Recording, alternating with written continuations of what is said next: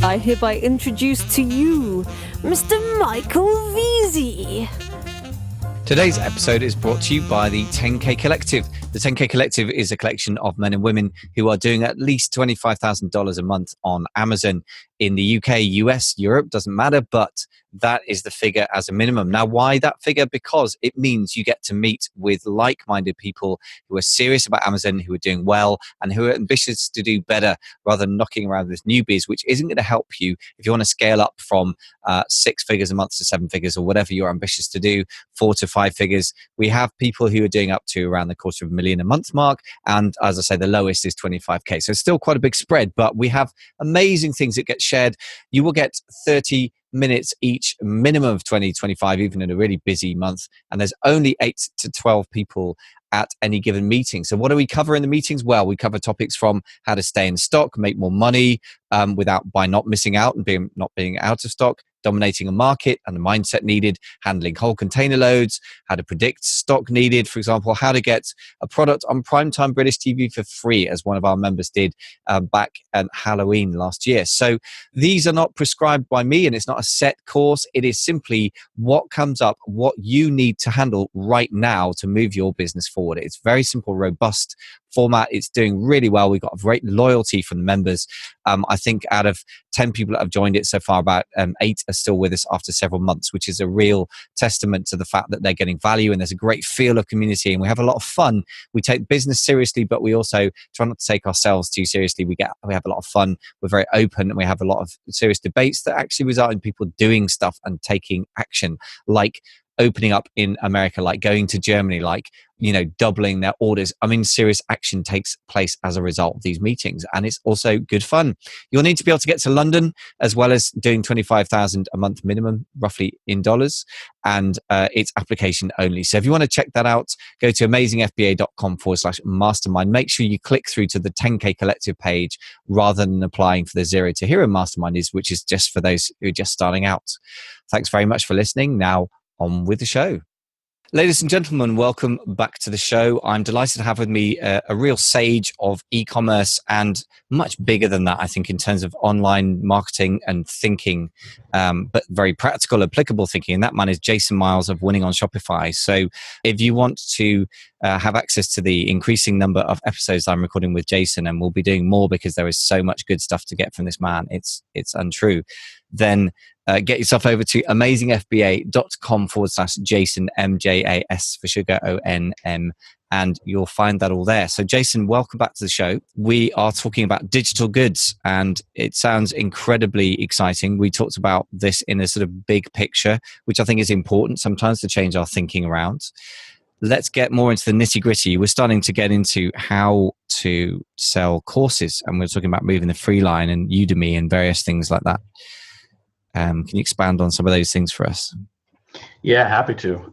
We were talking about the idea of, the challenge of maintaining good pricing and good margins on your digital goods. And I think that what you have to realize is a lot of this stuff is niche driven topically, and you want to really think through what topics you want to operate in. And so the question is, in your niche, so if you just say, okay, what are the niches that I'm thinking about? Then the question is, how big is the competition? Who are you up against? How good are they? How much money do they have? And how do you rate? And it's a real stupid idea to drag your let's say baseball bat into the stadium for the Los Angeles Dodgers and think that you're going to step up to the plate and take a few swings. First of all, it's not, so you get the metaphor. Like, you've got to think through, am I in the right niche against the right people? Now, what's really interesting is how big the universe of online selling is at this point. And it's only getting bigger. And so what I always tell people is, you want to find a niche that is so laughably small that literally when you tell people, they're like, what? Well, I don't get it. Like, and they laugh kind of. They're like, that's what you do? Because if you say, well, I sell, pick some big topic, then you're selling against massive competitors. So you got to find a niche that's defensible, that you can really drill into. And what's fascinating is there's a book that is the best book on this topic I could recommend to anybody. It's Chris Anderson. It's called The Long Tail. You got to reread it and just think through. Okay, this book was so sage and it was so early that I think a lot of people have now forgotten how the kind of that it was out there. But if you go through this book, it has principle after principle about digital goods and long tail concepts that directly apply. So here's one little example. In our business, we sell doll clothes patterns as digital PDF files. And as I mentioned, in May, we did over 75,000 transactions through our site. There are 2 giant categories just related to mine that I don't sell in, that I want to sell in, that are super popular, super on trend, and I can almost guarantee you've never heard of them, but in our niche, there's a huge volume of demand. And just as if you care or whatever, somebody listening, amigurumi is one, and then cloth doll, art dolls are the other. So how to make a cloth doll, that's conceptually understandable. Amigurumi is a Japanese crochet technique where you make cute little animals out of knit and crochet. So anyway, but these are massive categories. And most the people who aren't familiar with that niche or industry they don't even know what I'm talking about.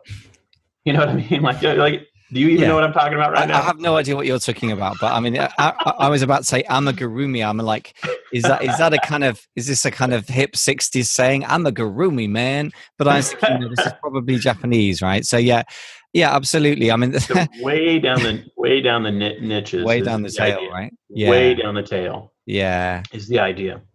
And every seller can start to think through that and look for demand. And the Long Tail book, I would highly encourage everybody to read. I remember reading that about the year it came out. Was it 2007? I mean, it's been around for a while now. I mean, it's never been. That was such a prescient book because it basically predicted how massive Amazon and Apple and iTunes and things like that were going to become when they were somewhat big, but not really mainstream big. I mean, now that Jeff Bezos is the world's richest person in history, then you kind of can't avoid knowing about Amazon. Yeah. But yeah, it's one of the his book chronicles the ideas associated with this industry, and they're still there. And his second book, his follow-up book, is called Free: The Future of a Radical Price. Ooh. And that's the book that really gets into pricing power and how to stay price worthy. Yeah. Which in digital goods, which is obviously an important piece. So. Well, let's talk more about that. I mean, before we get into that, though, I want to reflect, just to echo a couple of the things again from the sort of with that Amazon head on, if you like, which I still definitely have. The idea of picking a winnable market, and so it is possible, by the way, to pick a market that is so niche that nobody's buying anything on it in Amazon, for example, or it might not appear on Google. That doesn't mean nobody's doing it, period, online. But if it's very hard for people to find, you've got to make sure you at least know where those people are. So there's a little bit of a caveat there. But that said, a lot of the time people get very excited by the turnover in an Amazon market, or for that matter online, or for that matter in the universe. It kind of doesn't matter because it's one of those classic things. I don't know if you've ever seen Dragon's Den, and my favorite person in Dragon's Den is Mr. Wonderful Kevin, of course, very grumpy guy, and it kind of reminds me of me on a bad day when I'm coaching. Which is, of course, the Shark Tank team. They just brought it to the US as Shark Tank, so it was Canadian originally. Absolutely Canadian, yeah. So just up the road from you, I guess, in a way. Well, probably not, given the size of the country, but so anyway, they would always be devastatingly rude if somebody said something like in their pitch, well, I'm going to sell coffee. You know what? There are 66 million people in the UK and they drink an average of 5 cups a day. So that's a 200 million a day coffee cups market. And then he would just look at them and say, yeah, what the hell makes you think you're going to take any piece of that? And this is the point, right? Can you take a piece of the market? Not is it valuable per se? Is it winnable? Exactly. And people just bypass that quite often, even now, even when you would imagine that they would have heard enough podcasts saying that. Somehow people see the dollar signs and they go, wow, somebody's making $1 million a month selling random widgets. And I'm like, yeah, but they got $1 million a month to spend on marketing, my friend. How much money have you got? $5,000. So I just want to plead with anyone who's thinking of doing that in any market, but specifically in Amazon, because I spend a lot of time working with people like that. Please look at the numbers and think rationally about, can I afford to get into this market? Well, there's two pieces there. Yeah, two pieces there that are really interesting. One piece is Amazon the be all and end all in what's actually happening online. And in fact, it's not. My category, as I mentioned, doesn't even exist on Amazon. You don't even know that my category exists if all you look at is what sells on Amazon. Yeah. And I'm telling you, it's a real category. Sewing is a real category. And but what the other piece that's interesting, so you can't just get trapped into looking only at Amazon and thinking it's a placeholder for everything else, like as if to say everything off Amazon is just a copy of what's on Amazon. That is not true. So then the other piece is the long tail concept versus what Silicon Valley thinking asks you to do, which is total addressable market. TAM is the acronym they use for that. And then, so that's the bellwether idea for a lot of Silicon Valley startups is what's the total addressable market and can we make any traction against them? And that's what, Mr. Wonderful will laugh at sometimes, so this is the trick, is finding a long tail idea, a niche that is defensible. And the reason it's important to do that is because let's say I choose a big topic. I'm going up against killers. I'm going up against Mr. Wonderful, right? Why would I want to compete against Mr. Wonderful in any category, in any topic? I wouldn't. Yeah. So I want to go where Mr. Wonderful will not go. And generally speaking, that means a much, much, much smaller total addressable market and a niche that is sort of laughably small, as I mentioned before. So that's the idea of looking at a niche versus a large category in society. Yeah, absolutely. And coming back to Amazon again, and then although this is to do with digital goods, but I mean one of the trends that's so blindingly obvious, especially in the USA, is that if you go into a large total addressable market, some widgets category that is not particularly brand driven. So if you're looking at training shoes, I mean, Nike had that thought. So if you're really wanting to compete in there, you better make damn sure you're not competing on the same turf as Nike, and you're not going to try and go for the same price point. But then if the Chinese factories, who have literally entire cities devoted to manufacturing a single type of product, there's Toilet City famously, all they make is toilets and baths. That is it. Yeah. If you want to sell some kind of bath fitting that is fairly unstructured, not branded, not very interesting, not designed, not getting any brand around it, and you just want to do that purely and simply, you are up against the might of China, which makes Kevin, whatever his name is, Mr. Wonderful, look like a pygmy. Yeah. So this is another thing that is even more important to not do that on Amazon. Right. So let's talk about. So we've talked about, I think people are convinced about the idea of a niche. How do we find a niche then? How do we identify one? Yeah, it's a great question. So, there are a few ideas that you want to think through. First of all, a lot of this niche work comes out of familiarity with categories because of deep interest, hobbies, your passion for something. I mean, just in the conversations I've had with you, I know you have a passion for music. So, part of the discovery process, as I mentioned before, is if you just look on Amazon and use research tools, you won't find this stuff necessarily. So you've got to go beyond that. And then you've got to put your ear to the railroad tracks and say, okay, what is out there that I'm not, understanding? Start to talk to industry insiders, start to do research on types of products that serve specific customers. And you want to start to look for a few bellwether signs. You want to have raving fans or customers for a specific niche or topic. People who come back over and over and over to buy repeatedly. And so, think of, for me, I always have a few different examples I can pick on, but fishing is an example. Think of fishing, right? That's sort of universal in many ways, but it's a pretty niche-y thing. And so then what are fishermen regularly buying, right? And so now a lot of times you'd think that's physical items, but could it be digital? Right? And is there an opportunity for the crossover between what used to be physical item, but now could be delivered digitally, that kind of thing. So that's, so you start to think through these categories like, of consumer interest. And then what you want to do is take even a deeper cut and say, well, what is there that's not being, offered or delivered, or what is coming that's going to be on trend in the next few years? There's a timeliness to this stuff. Once you find your niche topic, you can be real late to creating content or digital goods. So topically, you have to be on trend. And you don't know that unless you get stuck in. So if specific fishing, niche stuff is of interest, then it's like, well, what's trendy, what's not trendy, what was popular 10 years ago? You got to learn this stuff.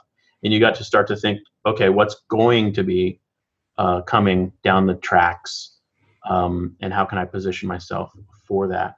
And this happens in big business topics as well. I got my first book deal with McGraw-Hill called Pinterest Power, and did well with that book. I got that book because I simply started blogging about marketing on Pinterest.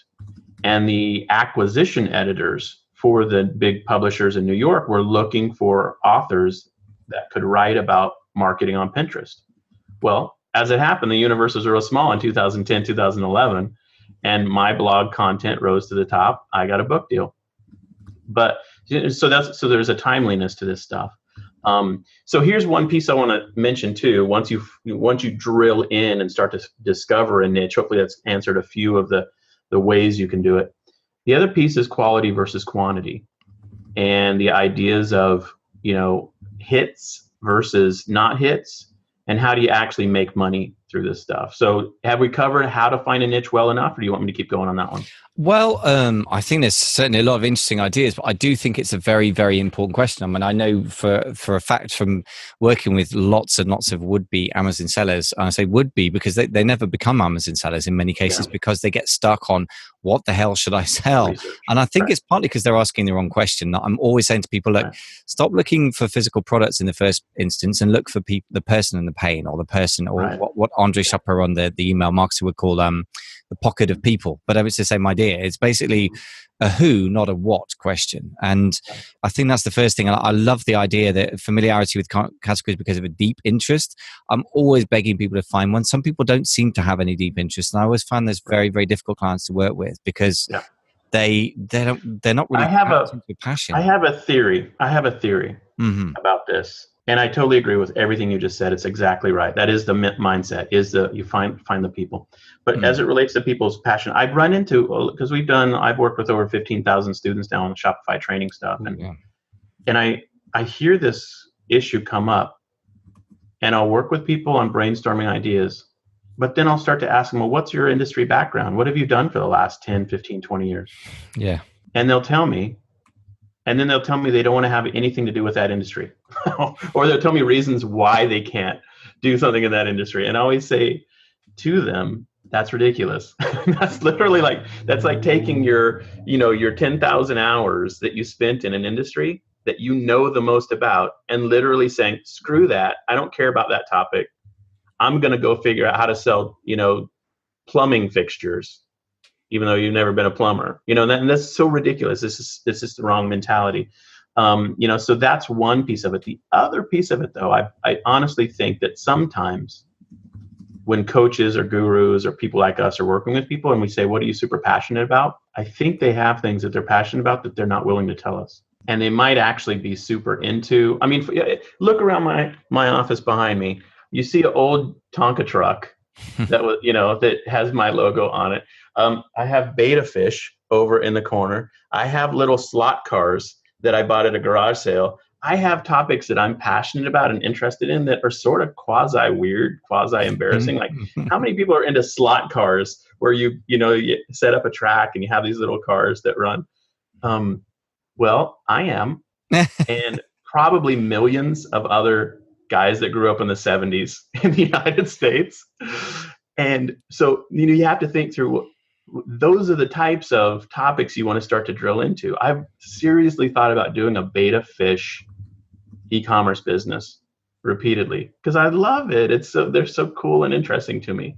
So what is a beta fish? I don't even know that. Oh, Japanese fighting fish. Oh, wow. I've heard of. Really colorful Japanese fighting fish. Wow. Yeah. So, but see, these are the thing. And most people who are on the hunt for an Amazon product will say, well, that's too small, or that's just my hobby. I don't think I could make money off of that. But see, that's exactly where you should go to, It's funny that when you say that, I get this certain kind of, for example, I'm not interested in fighting fish, no offense, but I am. I get that kind of, that kind of feeling in the fingers of like, wow, this feels like a niche. This feels like something people are going to be weirdly passionate about. Right. We should dig into this. And I always get that feeling. And when I get that, you shouldn't prejudge a market, but I think I like to always start with that feeling as let's dig deep into this. Let's not give up on this too quickly. And then let's dig around online and see if other people share, Jason's passion. You might discover it's just Jason and 3 people in Seattle and Washington, and that is it, But it's unlikely in this world. Right. Because just coming back to the long tail thing, one of the words that stuck in my head, and I haven't read it since 2007, and you mentioned it twice now, I really should go reread that along with other billion books, but aggregator is the word. And an aggregator means that you put together all the, 3 people in this town and 10 people here and 50 people in New York City and 100 people in London or whatever that happen to be into Japanese fighting fish. They all gather on one website, or, whether that's Amazon or, Jason's new JapaneseFightingFish.com or whatever it becomes. Yep. And suddenly out of these 10s and 50s, you get 5,000 people, 10,000 people, and that becomes a market you can make a living from, right? Well, there's 2 sides to each market: the sellers and the buyers. Now, this will blow your mind up. This is a fantastic topic. There's 2 sides to every market: the buyer and the seller. So you can aggregate both sides. So, for example, if you go to Pixie Fair right now, that's my website. What you'll discover is that my wife's brand, Liberty Jane, was we think of that site like a shopping mall where we are the anchor store. And there are other sellers. So we have about 100 other designers that sell with us. So we've aggregated the sellers. And that's allowed us to have a catalog of about 2,400 digitally downloaded items. So that's the aggregation that's interesting as well, is on the seller side.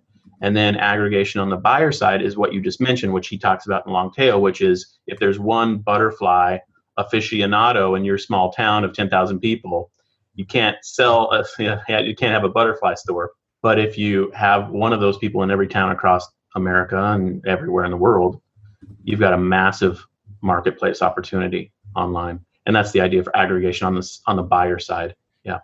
Interesting. So actually another way of this is very, very relevant actually for Amazon sellers to think this through. It's always interesting talking with you because I never quite know where it's going to go, but it's always incredibly important, I think, as an insight, because it affects how you act. I mean, this is the acid test of is an insight valuable.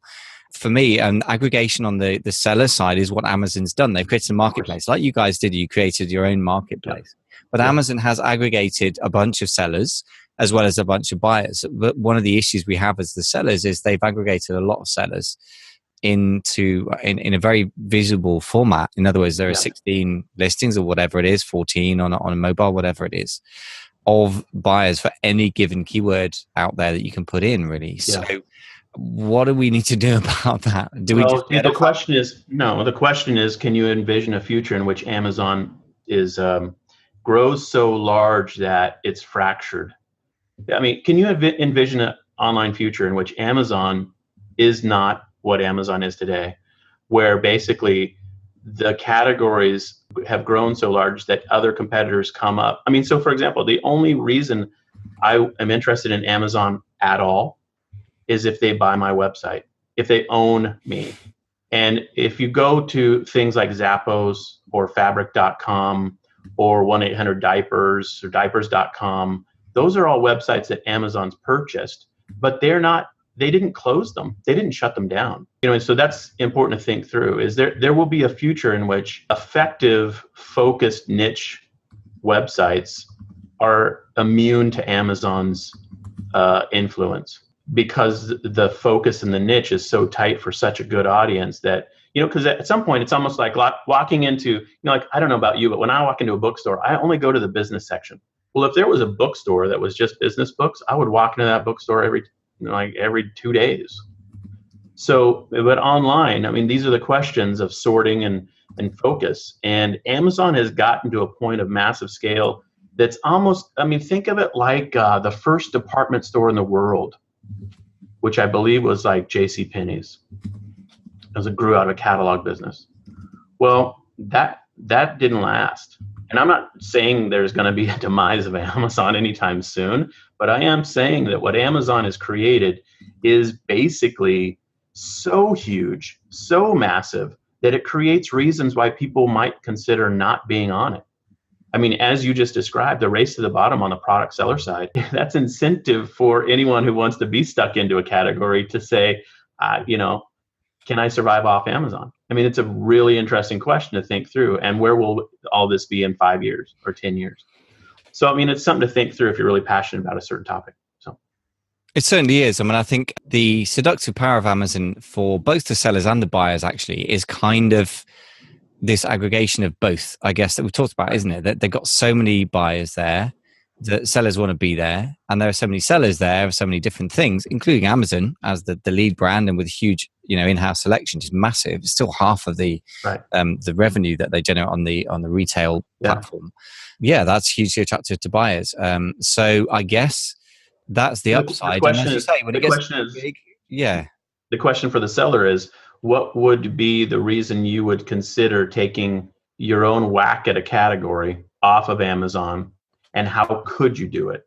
Aggregating sellers for a niche or industry and banding together to do your own site with your own collection of 10, 20 sellers for a specific topic. I mean, that's big box retailing strategy versus, sort of the specialty store strategy is the offline equivalent to that. Big boxes have won, but there are small stores that do really, really well. Ulta Cosmetics, for example, is crushing it in the United States. All they sell is cosmetics in a retail store. And, they compete with Macy's, cosmetics counter. Well, at Macy's, you're distracted by a million other things.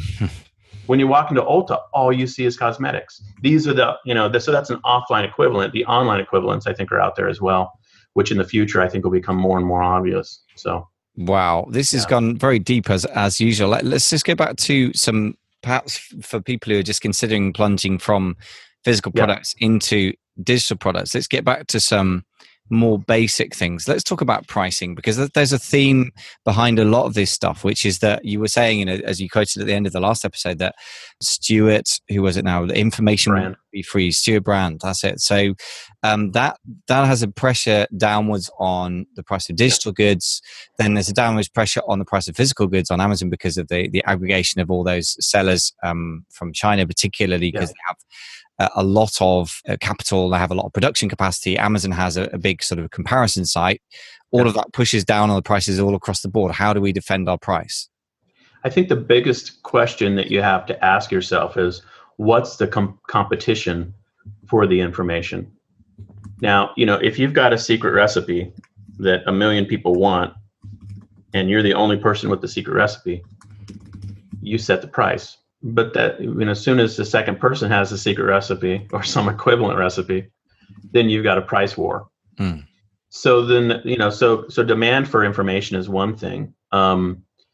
And so that's the first piece to think through, is what is the demand for the information?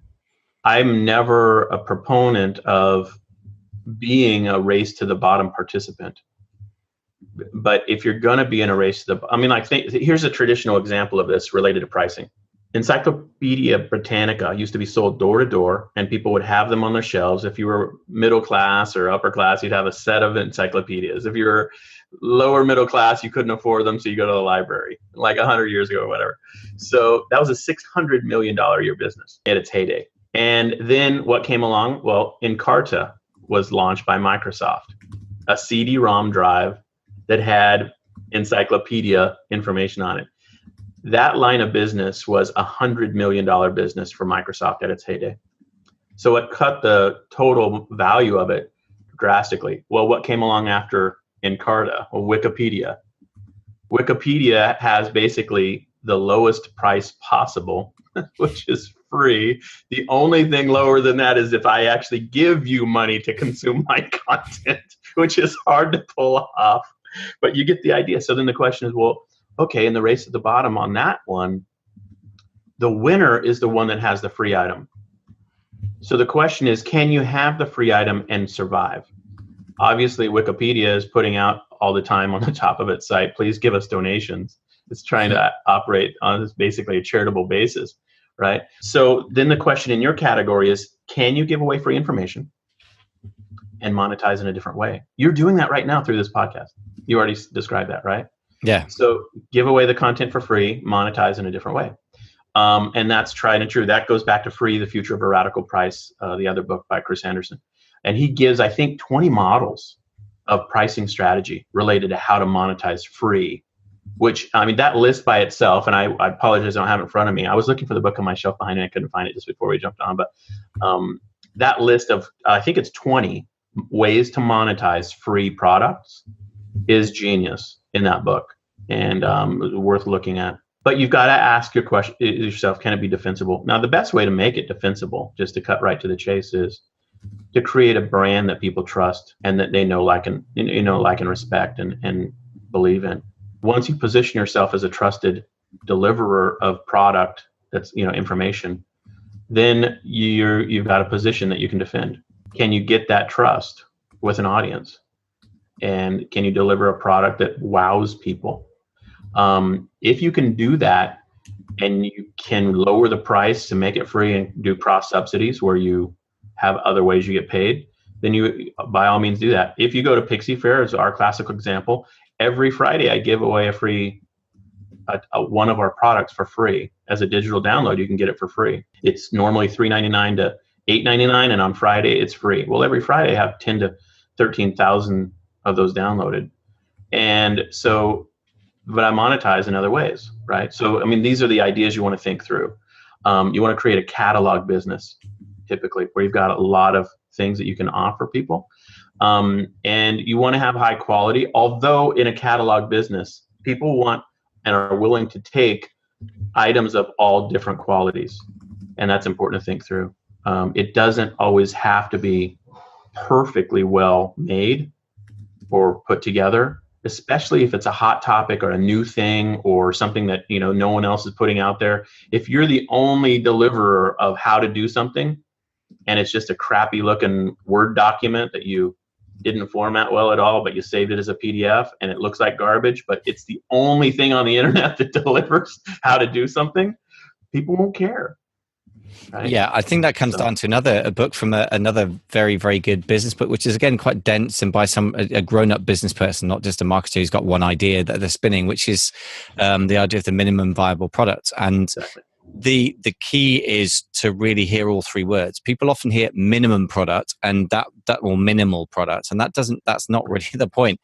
A minimal viable is exactly like you just described, and it depends on the other alternatives, to use the word rather than competition, from the Blue Ocean strategy. What else could I do if I'm a person who wants to, set up my tank of Japanese fighting fish, and I have no idea how to do it? And Jason's the only person who gives a nice, clear set of instructions with several videos and some helpful links to Amazon to sell some equipment, and that's the only one on the line. It doesn't really matter if your photos are a bit ugly. It's formatted like by a blind person, and the videos look like they were shot in the dark on an iPhone, because that gives them the information. They have no other choices, right? And I think people get very confused about that. I think often on Amazon, the minimum viable product in a lot of categories is pretty good. It has to be well branded, it has to be well photographed, whatever, and people get the idea that minimal is good. No, that's not the same.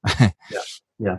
No, it's exactly right. And some of the content that you can do digitally, you can do minimal in an interesting way. I mean, like, for example, Udemy courses. Some Udemy courses are 13 hours of instruction. But then I've seen some courses that say the 1 hour guide to Excel spreadsheets. Well, they're delivering their promise of the length of the course right in the title, and people buy it. So you don't have to always necessarily be the biggest deliverer of content or the best deliverer. You can creatively position these things. Yeah. This is a very good point. And you're talking to a man who's just in the middle of creating a course that's probably going to weigh in at over 200 videos by the time we finish today. Right. Yeah, I need to hear that. I need to hear that.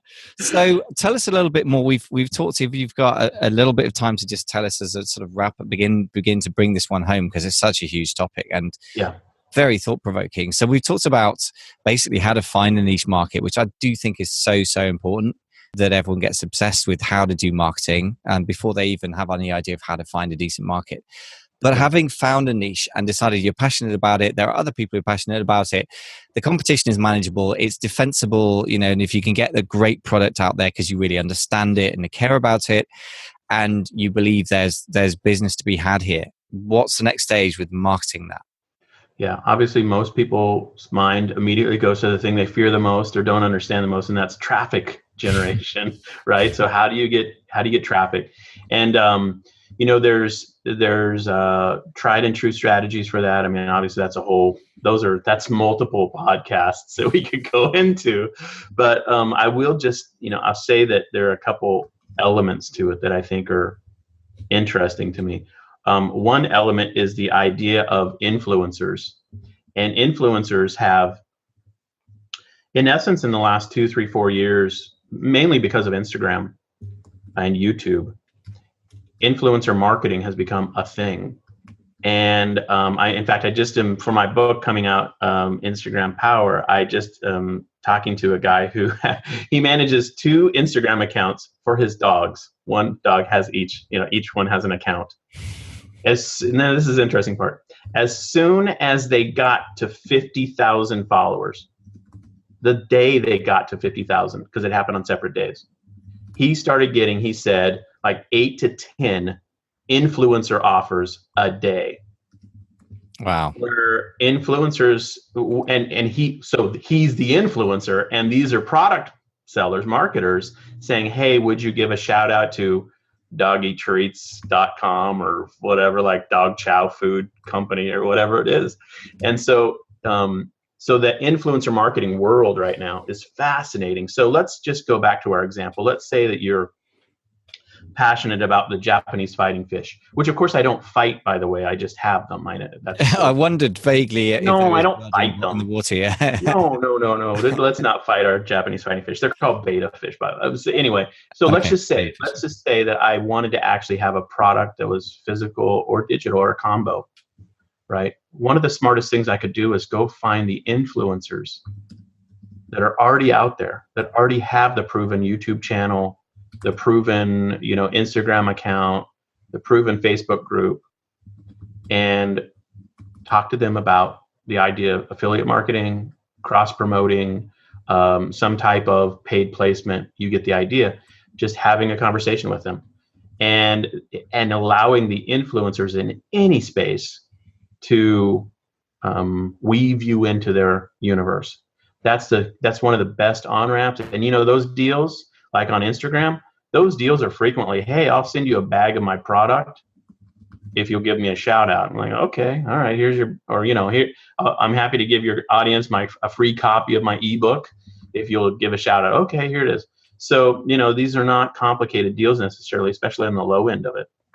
So that's one piece. The other piece I would just constantly encourage people to try out is contests. Contests are tried and true. People love winning stuff. It's so fun. Interruption marketing, basically like advertising. Nobody likes that. Like, nobody wants to be interrupted when you're browsing cat videos online. Like, you don't want to be distracted by some marketer, right? But that's what ads do. They're interruption marketing. Well, contests are the opposite of that. Contests shared virally are fun, interesting. They give you something, kind of unique to offer to your prospects. You give away a prize that they like, and they hear about it from their friends, and it goes viral through these forums, groups, online communities, because once they all start entering, they all start hearing about it from each other. And so contests are a huge way to generate traffic. So those two strategies by themselves, influencers and contests, there's a whole universe of opportunity there in each one of those for people who are trying to figure out how to get traffic. Excellent. And I just draw people's attention to, if you go to amazingfba.com/Jason M for mother, or for Miles, of course, in this case, that we, in one of our other interviews we did in the past, you've talked about the 9 different sort of traffic strategies related to contests. So I'm not going to rehash that here. But folks, really, if you're worrying about traffic, And who doesn't, as you said, Jason? I mean, why would you not? But I mean, that is particularly if you're on Shopify or in your own universe away from Amazon, once you're away from the what seems like the mothership, but was actually the prison ship, depending on how you look at it. Yes, you've got to deal with it. It's both. But you got to deal with this reality. And actually, it's not as scary as you think, because I haven't tried contests yet, but influencers, I mean, I suppose in a way, I am one of those in a minor sort of way, probably. But people do constantly approach me. And what you probably don't get if you're trying to sell a product or even a service is, take it from me, I get a gap in my schedule and I think, what the hell am I going to put out next week? I've either got to sit down there and produce some content myself, or leave a gap and get punished by iTunes or have angry subscribers who aren't getting new podcast material that they want, if they care about it at all. Or I can get a guest on in some form or other, whether it's a guest blog or mostly a guest interview like this. And that's fantastic for me, because it keeps the wheels spinning. It keeps people like YouTube and iTunes happy. And it keeps my customers connected to me and know, liking, and trusting, as you said, those three things, the Holy Trinity. Yep. So take it from me as an influencer. We're hungry for this. We need good content. Yes, we don't want every Tom, Dick, and Harry who comes out of the blue with something that's rather sketchy looking, but if they seem legit, this is a hunger that we all have as influencers. So I would encourage you to be really courageous at approaching influencers. And I'm not surprised that some of them will say, yeah, just do it for a bag of my products. I have people on who cannot, for example, I have a lawyer who comes on sometimes, CJ Rosenbaum. He cannot give me an affiliate deal because it's not legal for him to do that. Right. But I get him on. Why? Because it's valuable content for my listeners and watchers. And the thing is, that's so important, because I know the value of that relationship that I have with people who are listening, watching, reading. And I can't emphasize enough how, from the inside, how important, how open a goal this is for many people. Yeah. I'm not big. If I were huge, if I got more than a certain number of downloads of the podcast, I imagine I would start getting pitched. And then that's the point at which actually it's hard to make contact. And let me just make one final point on that, if I can. A lot of us look back with regret on the opportunities we've missed. We say, for example, man, when you could do Google ads and no one else was doing Google ads and you could get a click for 5 cents, it was the heyday, and I missed that, and I didn't understand at the time what was available to me. And then, social media comes along and it's like, hey, now, social media advertising works so great. Facebook ads work so great at first. But we look at with regret. But right now, the current opportunity is influencer marketing deals. Yeah. It is. And what's amazing about this is that, look, let's say you're into your niche or topic and you're just getting into it. You meet those influencers this year and this month, and you do some deals with them, and you could be working with those people for the next 10 years. It's not like you need a lot of them. They're not going anywhere anytime soon. They're passionate about their thing, and you're going to be selling in that space. So it's not as if, this is a fleeting opportunity. You get your influencer strategy worked on this year. It could be paying off, ringing the, dinner bell for you for, years to come. Excellent. So, ringing the dinner bell. I love that. And, the last thing I would say as well, just to bring it home to the Amazon space for those who are feeling a bit freaked out about the fact that we're talking about not only off Amazon but digital stuff as well. Yeah. This influencer marketing as part of the puzzle 100% works for people who are just purely selling physical products on Amazon, because I've been working with some people in the 10K Collective who, they're such a bunch of action takers and they have so much initiative. They're a joy to work with. But some of those guys have been doing really well.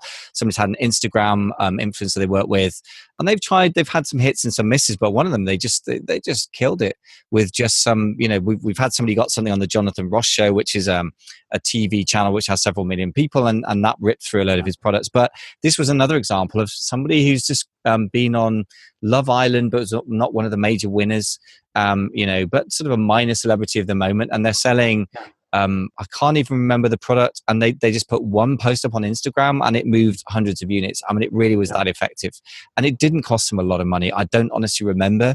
I can go and dig around, and because people should be demanding the number, but it was at the order of a few $100 or something like that. I mean, and we're hearing stories like this time after time after time, and it's a wide open opportunity. These people have created huge followings on Instagram or YouTube. They're looking for ways to make money with it.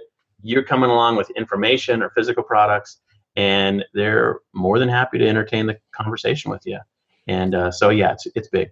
It's really big. Yeah. Well, it's fantastic to end on a very actionable point. I think anyone, doesn't matter whether you're selling on Amazon or on Shopify, whether it's digital goods, whether it's physical goods, you got somebody out there who doesn't know the value of what they got. That's an opportunity. And basically somebody who's got 50,000 followers on one of these main social media channels was just like me. They were starting something up. They wanted to get recognition. They felt passionate. They wanted to share. They enjoyed the process.